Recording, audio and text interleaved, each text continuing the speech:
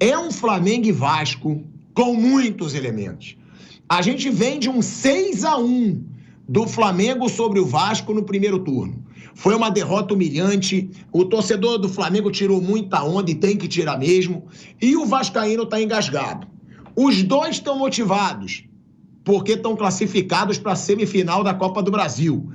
E aí, né, a gente vai lembrar aqui o momento de cada clube. No Brasileiro, o Vasco vive um momento no Brasileiro que é muito positivo, tá? O Vasco, claro, voltou para a semifinal de uma competição de expressão. Desde 2011, que não chegava assim para brigar numa competição como a Copa do Brasil. E até o jogo de volta contra o Atlético Paranaense, que perdeu, mas se classificou, eram 7 jogos de invencibilidade desse Vasco da Gama. No Brasileirão, são 11 pontos conquistados nos últimos 15 em disputa. E 5 partidas sem perder, tá? O momento do Vasco é um dos melhores do Vasco aí nos últimos anos, se você for pegar. Claro, tendo que valorizar muito o trabalho de um treinador que é jovem e que vem fazendo esse Vasco jogar. Do outro lado, no Flamengo, o Flamengo conquista resultados sim, mata-matas, mas são 3 derrotas nos últimos 5 jogos pelo Brasileirão.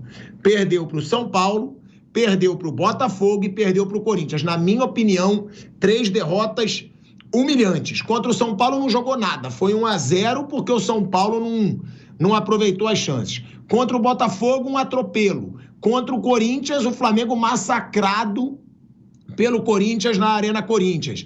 Então, Mauro, é um clássico repleto de elementos. O Vasco chega num momento melhor no Campeonato Brasileiro. E até um momento melhor no geral, né? De bola. Um Vasco da Gama que vem crescendo. Mas o Flamengo tem esse 6-1 no primeiro turno e tem um mando. Tem favorito esse jogo, Mauro? Porque esse eu vejo com muita dificuldade. Se tem um favorito ou não. O Flamengo é mais forte, mas o Vasco vive um melhor momento, né? Eu acho que esses jogos todos que você falou aí, né? Existem detalhes que a gente não pode ignorar. Por exemplo, contra o São Paulo, o Flamengo pôs um time cheio de reservas, priorizando a Copa do Brasil. Contra o Botafogo, tinha 3 titulares, porque um deles eram 4, saiu a Arrascaeta com 4 minutos, ficou com 3 titulares. Fez até um primeiro tempo até bom, no segundo foi um desastre. Ali foi tudo muito culpa do Tite, né? Mexeu mal no time, tomou uma goleada de 4, escapou de tomar demais. Segundo tempo horroroso. Eu acho que hoje tudo passa pela escalação. As prévias que eu vi dos colegas que acompanham lá o dia a dia do Flamengo são de um time forte, né? Até me surpreende. Eu imaginava que ele fosse colocar um time bem desfalcado hoje. Estava vendo aqui no SofaScore, time forte aqui, ó. A prévia é um time forte. Deixa eu até pegar aqui a escalação que eu vi a prévia ontem, vários colegas colocaram. O time provável do Flamengo, de cabeça eu não vou lembrar. O Alexandre estreia hoje, irmão? O Alexandre deve estrear. Estava aqui, eu estava lendo. Justamente porque não joga o Ayrton Lucas suspenso. A prévia dos colegas, vários deles é Rossi, Varela, Fabrício Bruno, Léo Pereira, Alexandre estreando, Pulga, Léo Ortiz, Gerson Arrascaeta, Bruno Henrique e Luiz Araújo. Esse aqui tá é um time meio que titular do momento, só não tem o lateral esquerdo que está suspenso, né? Volta o Varela, que não pôde jogar quarta-feira, e o Pulga.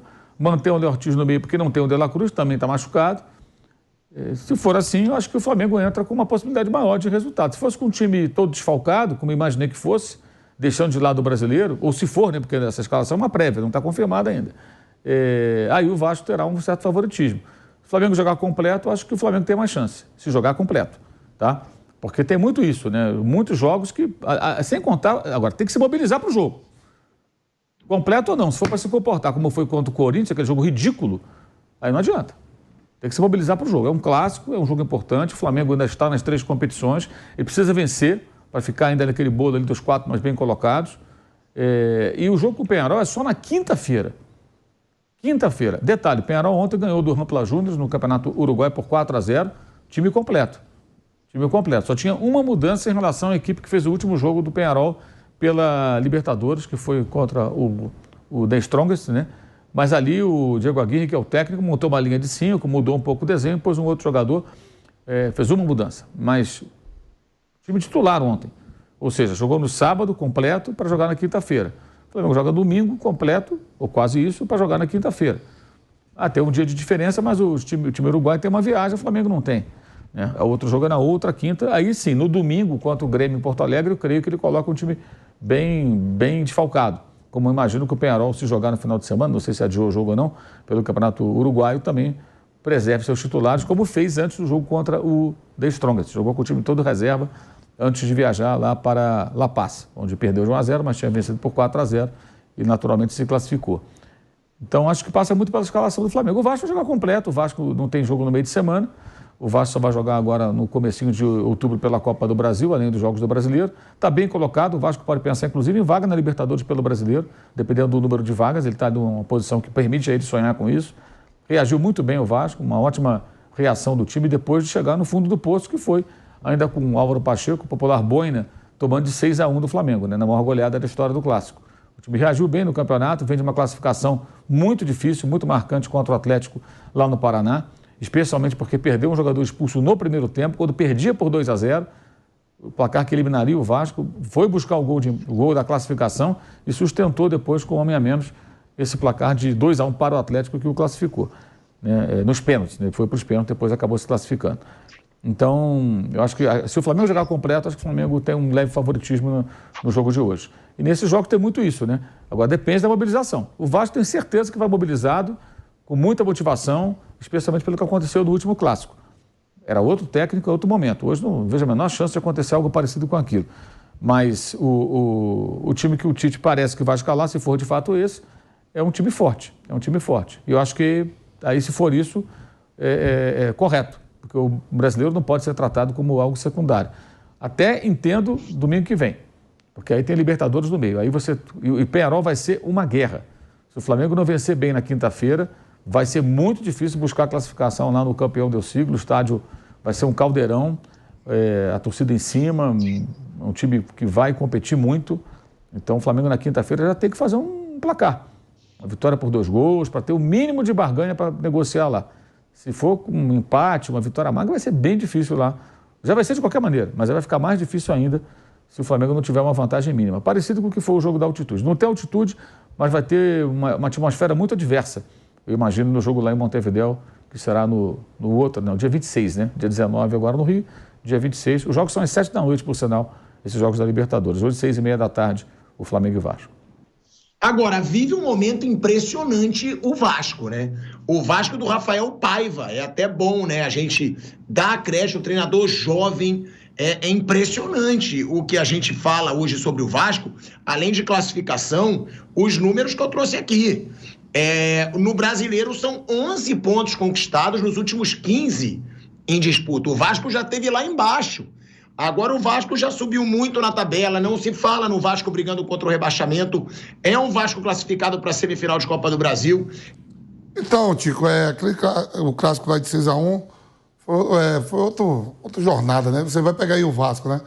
Se a gente lembrar, o Vasco naquela época estava lá embaixo. O Vasco estava ali com o Corinthians, o Vasco deu uma arrancada, passou geral, está na semifinal da Copa do Brasil, né? Tá tendo tempo para treinar durante a semana, porque não joga também, não estava na Sul-Americana, né? Chegou o reforço. Você vê que a gente nem fala do Felipe Coutinho, cara. Ele chegou aí, não sei se vai estar no banco hoje, se vai pro jogo. Ele tá relacionado. Tá relacionado, né? Aí tem aquele atacante, o Verratti, né? Verratti. Pô, joga pra caramba esse cara. Os gols dele são gols decisivos, né? Deu uma melhorada bastante com o treinador que a princípio seria interino, aí foi efetivado. Né, o Pedrinho assume a presidência junto com o Felipe ali ajudando ele e deu aquela arrancada. A gente nem olha para o Vasco, nem olha para o retrovisor, para a zona de rebaixamento. Está olhando para cima, para ficar ali entre os 6 primeiros, voltar uma Libertadores, né? E o Flamengo, né, estreando aí, provavelmente o Alexandro, que veio, o Ortiz está jogando pra caramba, com passes decisivos, né? Jogando de volante, quer dizer, a gente vai estar aqui no Canelada e eu vou estar de olho também nesse jogo aí, né? Mas o Vasco, de verdade, melhorou muito. Eu não sei como vai ficar a situação da SAF, do Vasco, eu sei que os caras deu uma arrancada monstruosa. Lembra daquele dirigente lá do Vasco que falou, esse é o último clássico, Como é que ele falou, Paulo? Que vai estar A diferença financeira. financeira. O cara da CVC que falou isso. E cadê ele? Já sumiu. Aí veio e tomou 6. Ele não estava quando tomou 6, né? Ele tinha dado... A CVC já foi comprada por outro grupo que não quer ficar com a SAF, então tem que arrumar um outro comprador. E tá nesse rolo aí. Houve a possibilidade dos donos da Crefisa comprarem, né? Mas essa possibilidade já foi sepultada já há algum tempo. Esse é um problema que o Vasco, imagino, vai ter em algum momento. Mas, assim, em campo, a melhor é evidente. Conquistou uma passagem na Copa do Brasil, que não é nada fácil enfrentar o Atlético Paranaense lá, com um homem a menos, se segurou, ganhou nos pênaltis, daí. É uma evolução muito grande do Vasco, principalmente a parte de campo. E aí a gente fala, né, Bruno? A gente vai fazer o cara a cara daqui a pouco, só para lembrar pro Mauro, que ele reage tanto, Mauro, no Flamengo e Corinthians deu 12-0 pro Flamengo. E aí o resultado, o Corinthians saiu vencedor daquele jogo, que é o que você fala. Aí às vezes a gente faz o cara a cara, dá 12 e realmente... Eu não estava aqui nesse dia. Eu sei, mas só para te trazer informação. Eu não estava. Não tem nada a ver com esse 12-0 aí. Eu tenho. Mas assim, aquilo foi uma vergonha. Eu já falei, inclusive, outro dia em outro lugar, e vou falar aqui também. O Flamengo, se for eliminado pelo Corinthians na Copa do Brasil, será um vexame. Um vexame. Que é isso? É claro que é um vexame. É claro que é um vexame. Compara os dois times, os dois elencos. E o Corinthians não pode usar o Depay, não pode usar o Carrilho. É um vexame, se acontecer. Priorizam a Copa do Brasil. A partir do momento que prioriza a Copa do Brasil, tem a obrigação de passar pelo Corinthians. É um time que briga contra o rebaixamento. O Flamengo não passar vai ser um papelão. Aí eu quero ver o Marcos Braz desfilando na rua pedindo voto. Isso vai ser um tema aqui. É lógico. Isso vai ser... Não, porque não é? Não priorizaram a Copa do Brasil? Então, meu irmão, então você tem que passar pelo Corinthians. É um time que briga contra o rebaixamento. Com o elenco mais caro da América do Sul, você não vai conseguir passar em 2 jogos. Mas se jogar daquela maneira, vai ser eliminado. Mas jogar daquela maneira é inconcebível contra qualquer adversário. Aquilo ali era caso de CPI no clube, entendeu? Aquela atuação ridícula do dia 1º de setembro. É uma vergonha aquilo. Uma vergonha. Não sei como é que os caras ainda conseguem se olhar no espelho depois de uma atuação daquela. Os jogadores, todos eles, comissão, vergonha aquilo. Flamengo banana em último grau, uma coisa patética. Patética, ridículo. Bom, aí o Flamengo... Por isso que o cara a cara não serve pra nada, viu? Você faz o cara a cara. Se o comportamento do time for um comportamento daquele, pode ser o melhor time do mundo. Não adianta nada. Não adianta nada. Futebol é outro papo, meu irmão. Futebol é foda, porque às vezes tu pega um elenco bem melhor e o outro ganha. Por isso que o cara a cara não serve pra nada. Futebol é outra história. Agora, antes da gente ir pra esse cara a cara, Bruninho, eu costumo dizer, né? Esse Flamengo tem um baita elenco. Tem um baita elenco. Agora, se hoje tem um jogador que faça mais diferença que o Verratti num clube da Série A, eu acho que eu desconheço. Eu pergunto pra vocês. Porque o que o Verratti faz aos 36 anos pelo Vasco da Gama é surreal. Todo gol do Vasco, você nem precisa perguntar, é do Verratti. É bizarro. Vasco tá ganhando. Gol de quem? Verratti. Ele chama a responsabilidade, ele é um líder do grupo. Aí eu pergunto pra você, Bruno, antes da gente ir pro cara a cara, né, pra comparar aí posição por posição de Flamengo e Vasco. O Verratti é o jogador hoje que sozinho faz mais diferença para um clube na Série A? Ou vocês lembram de mais algum? Eu pensaria talvez no Estevão, no Palmeiras, mas o Palmeiras tem muito jogador que complementa ali pro Estevão. Eu acho que o Verratti no Vasco ele é muito protagonista, sim.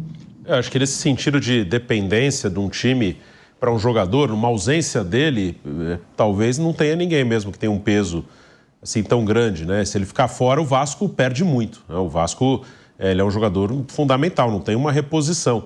E se ele não tivesse sido contratado, o Vasco provavelmente estaria na Série B esse ano. Ele chega no meio do ano passado e faz gols que tiram o time do rebaixamento. O próprio Ramon Dias falou isso outro dia numa entrevista do Corinthians. Ele perguntaram, né, o ano passado, o Vasco, ele falou, ano passado a gente conseguiu porque tinha um cara que fazia gol toda hora. Então esse cara garantiu pontos para a gente ficar na primeira divisão. E ele faz muita diferença, assim, na Copa do Brasil. Ele fez um gol fundamental contra o Atlético, não só na matemática, né? Porque foi logo depois da expulsão. Estava 2-0 para o Atlético, o Ryan foi expulso e, assim, 2, 3 minutos depois da expulsão ele faz o gol. Se passa mais tempo Ele é ali... artilheiro da Copa do Brasil. E no Brasileiro ele é o vice junto com o Estevão e com alguns outros. O Pedro é o artilheiro que não vai jogar mais. Então, o Verratti, ele é fundamental sim para o Vasco, né? Se ele não faz aquele gol em Curitiba na quarta, né? Não pelo óbvio da matemática, né? É pelo momento do jogo, estava 2-0. Se passa ali, termina o primeiro tempo 2-0, com 1 a mais para o Atlético, dificilmente o Vasco reverteria. Ele fez o gol no momento exato. Estamos com 1 a menos, só que logo depois, pronto, está empatado, está tudo igual. Estamos com 1 a menos, mas está tudo igual. Que o Vasco ficaria com 1 a menos e perdendo o confronto. Ele é fundamental mesmo, ele é um jogador muito importante para o Vasco. Só para trazer aqui, Bruno, que você falou, ele é o vice-artilheiro do Brasileiro com 8 gols. O Pedro tem 11 e ao lado dele tem o Lucero, do Fortaleza, e o Estevão, do Palmeiras. Ou seja, ele tem toda a chance de ser artilheiro do campeonato, porque o Pedro não disputa mais. Ele é mais homem-gol que o Estevão. Aí tem o Lucero também, que é bem centroavante. E o Verratti, de todos esses, é o que tem o pior time. Se você for ver, o Fortaleza está brigando pelo título. Palmeiras está brigando pelo título. Flamengo brigando pelo título. Pedro, Lucero e Estevão. E ele, pelo Vasco, que está ali na 9ª colocação, está brigando de igual para ser o artilheiro do Campeonato Brasileiro.